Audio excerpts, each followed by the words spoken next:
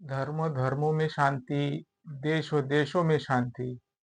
महाराष्ट्र में religious bill 2026 पास होने से क्या क्या स्थिति बदल सकती है, आज हम इसी पर ही बात करेंगे।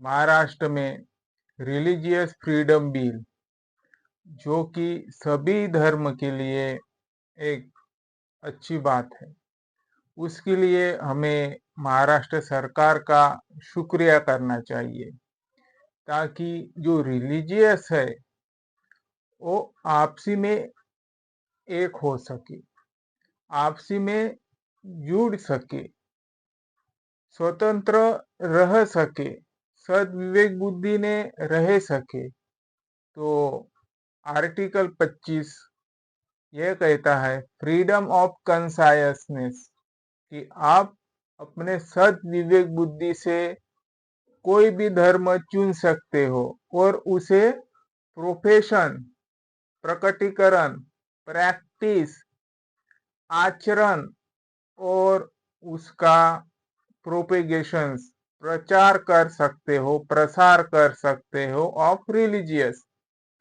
और इसमें संविधान क्या कहता है? संविधान कहता है कि सब्जेक्ट होगा, किसके लिए होगा? राज्य के लिए होगा। और वो कैसी होगा? पब्लिक ऑर्डर, यानी सार्वजनिक सुव्यवस्था रखी जाएंगी, सार्वजनिक नीतिमत्ता होंगी, नैतिकता होंगी सबके लिए, और आखिरकार पब्लिक हेल्थ होंगी, जो कि सार्वजनिक सुव्यवस्था के साथ साथ और उसके ही साथ नैतिकता को मिलाकर हेल्थ होंगी। ये कहता है संविधान, जो कि फ्रीडम ऑफ रिलीजियस राइट देता है। महाराष्ट्र में फ्रीडम ऑफ रिलीजियस कानून लाया गया। मैं इस कानून का वेलकम कहता हूँ, मैं स्वागत करता हूँ जो महाराष्ट्र सरकार ने ये बिल लाई है, क्योंकि धर्मों में, क्योंकि यहाँ धर्म आता है तो वही फेथ आता है, श्रद्धा का मामला आता है और विश्वास का मामला आता है। यही बात संविधान के प्रियम्बल में है, लिबर्टी, फ्रीडम देता है। पर मैं महाराष्ट्र सरकार से एक बात से सहमति नहीं हूँ कि उन्होंने जो सजा का प्रावधान दिया है वो बहुत ज्यादा नहीं है। 7 साल बहुत ज्यादा होता है और 1 लाख फाइन होती है। अगर तुम जबरन धर्म परिवर्तन की भाषा करते हो या उसे फॉलो करते हो तो आपको 7 साल की सजा और 1 लाख रुपए जुर्माना हो जाएगा।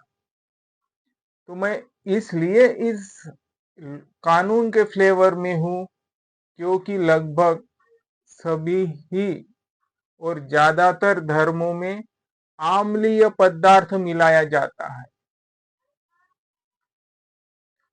मैं बहुत बार अन्य धर्म के फेस्टिवल में गया हूँ, मुझे कहीं कहीं उस धर्म में जो प्रसाद दिया जाता है वो खाता हूँ, तो मुझको ऐसी वोमिटिंग होती थी 10 मिनट के अंदर, और मेरी जो तबीयत है वो बिगड़ जाती थी। मैंने सोचा कि कंप्लेन करूँ। ये एक बार नहीं हुआ, मेरे साथ, खुद के साथ 3-4 बार या उससे भी ज्यादा हुआ होगा। तो महाराष्ट्र सरकार ने जो जो धर्मों में कहो जो अम्लीय पदार्थ मिलाया जाता है उस पे एक्शन लेना और उनको सजा के प्रावधान में लाना जरूरी होता है। फिर धर्मों में भी होता है, होटल में भी हो सकता है खाने में मिलाकर, इसीलिए मैं बाहर का खाना कम खाता हूँ। तो इस कानून के संबंध में ये एक वेल सिचुएशन है, सभी धर्मों की सुरक्षा के लिए है,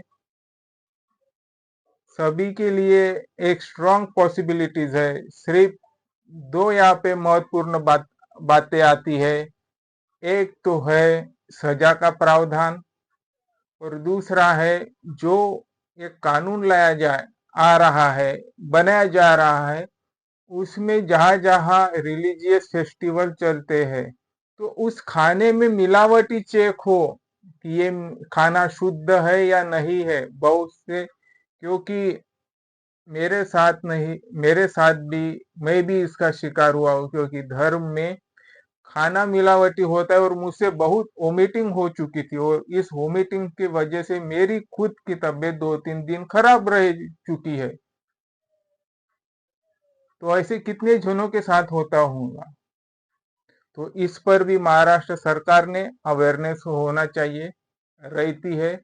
रिलीजियस है वहां पे कुछ चेकिंग होनी चाहिए प्रसाद में वगैरह, सिर्फ बौद्धों की नहीं, जैनों के नहीं, सिख में नहीं, हिंदू में नहीं, सभी रिलीजियस पे, क्योंकि ये मादक पदार्थ है, ये बढ़ चुका है अम्लीय पदार्थ, जो कि directive principle of state policy का हनन करता है। महाराष्ट्र सरकार ने इसका इसको अमल में लाया, रेगुलेशन करेंगी, कुछ नियम बनेंगी, हमें उससे मतलब अच्छा स्वीकार लेना चाहिए, और जो प्रावधान है वो थोड़ा कम किया जाए तो अच्छा है। 3 साल बहुत हो जाता है इसमें मेरे तो भी हिसाब से, पर जो अथॉरिटी है, जो रिसर्चर्स है इस पे क्या है क्या नहीं, मेरे से ज्यादा विद्वान, बलवान और सद विवेक बुद्धि वाले लोग बैठे हैं महाराष्ट्र में, तो इस पे सजा के प्रावधानों के भी ऊपर थोड़ा गौर की जाए तो ये अच्छा प्रावधान और हो सकेगा।